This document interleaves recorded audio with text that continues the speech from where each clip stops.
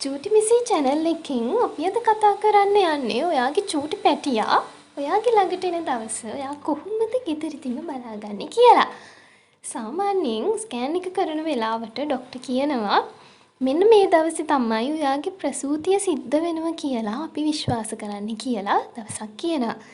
ඒ දවසට අපි කියන්නේ සාමාන්‍යයෙන් හඳුන්වන්නේ EDD එක. EDD කියන්නේ expected date of delivery. කියන්නේ ප්‍රසූතිය අපි බලාපොරොත්තු වෙන දිනය කියලා. ඒක කොහොමද ගෙදරදීම හදාගන්නේ? ගර්භණී කාලයේ සාමාන්‍යයෙන් සති 40ක් කියලානේ අපි කියන්නේ. ඒ කියන්නේ දින 280ක්. දින 280 හරියටම කම්ප්ලීට් වෙලා හරියටම පරිපූර්ණ වුණ දවසේ බබා හම්බ වෙනවා කියලා එකක් නෑ. සති 37ත් සති 40ත් අතර කාලයේදී බබා ලැබෙන්න එක වෙන්න පුළුවන්. ඒක තමයි සාමාන්‍ය විදිහ. හැබැයි ඉතින් අපිට ඒක හරියටම කියන්න බෑනේ ඔයාගේ බබා සති 37න් එයිද 38න් එයිද 40න් එයිද එහෙම කියලා. ඒ නිසා අපි සාමාන්‍යයෙන් මධ්‍යන්නයක් විදිහට අපි ගන්න සති 40. සති 40 පිරෙන දවස තමයි අපි හිතන්නේ ඔයාගේ EDD එක කියලා. ප්‍රසූතිය සිද්ධ වෙන දිනේ කියලා. ඔයාගේ ඔසප් වීම ක්‍රමවත් නම් ඔයා අන්තිමට සක්කුණු දවසේ ඉඳලා දවස් 280ක් ගියහම අනිවාර්යෙන් ඒ දවසනේ වාගේ EDD එක වෙන්න ඕන.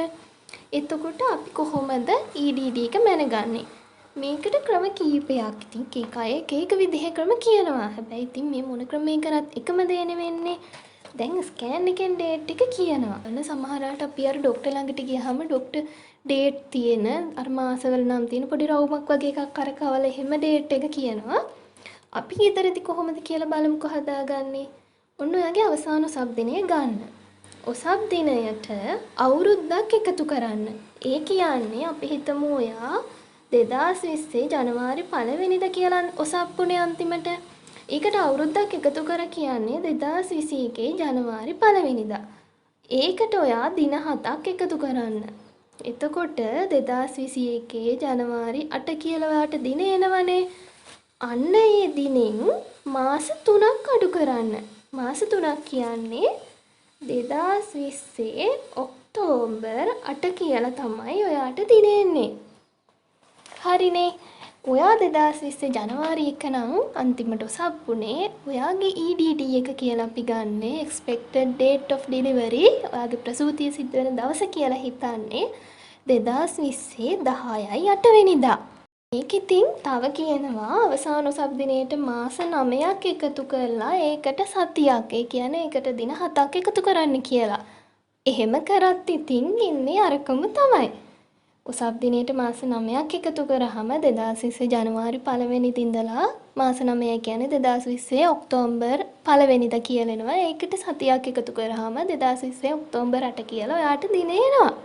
හැබැයි දැන් ඔයා මෙහෙම ගෙදර හදාගත්ත කියමුකෝ දිනේ. ස්කෑන් එකේදී ડોක්ටර් ඔයාට ඩේට් එකක් කියනවා. අන්න එතකොට ඒ ඩේට් දෙකේ ලොකු වෙනසක් ඇත්තටම එන්න බැහැනේ. ඔයාගේ අවසාන ඔසප් දිනේට අනුව ඔයා හදපු දිනේ ඔසප් වීම ක්‍රමවත් නම් මම කියන්නේ මේක මෙහෙම වෙන්නේ. එතකොට මේ දෙකේ වෙනසක් ලොකු වෙනසක් එන්න බෑ. හදිසියෙවත් ලොකු වෙනසක් ආවොත් ඔයා ඒ වෙලම ડોක්ටර්ගෙන් අහලා බලන්න ඕනේ ડોක්ටර් මම මගේ EDD එක විදිහට ගන්නෙ මොන දිනයද කියලා. එහෙම කියලා කන්ෆර්ම් කරගන්න ඕනමයි. එහෙනම් ඔන්න දැන් ඔයාලා දන්නවා ඔයාලගේ EDD එක හදාගන්නේ කොහොමද කියලා. මං හිතනවා ඔයාලා නොදන්න දේවල් දැනගත්ත කියලා මගේ වීඩියෝ එකෙන්. ඉතින් චූටි මිසි channel එක subscribe කරන්න. මේ වගේ ගොඩක් වටින දේවල් ඉස්සරහට මම ඔයාලට ගෙනත් දෙන්න බලාපොරොත්තු වෙනවා. මගේ channel එක subscribe කරන්න. ඉස්සරහ තියෙන පුංචි bell icon එකත් click කරන්න. ගොඩක් ස්තුතියි.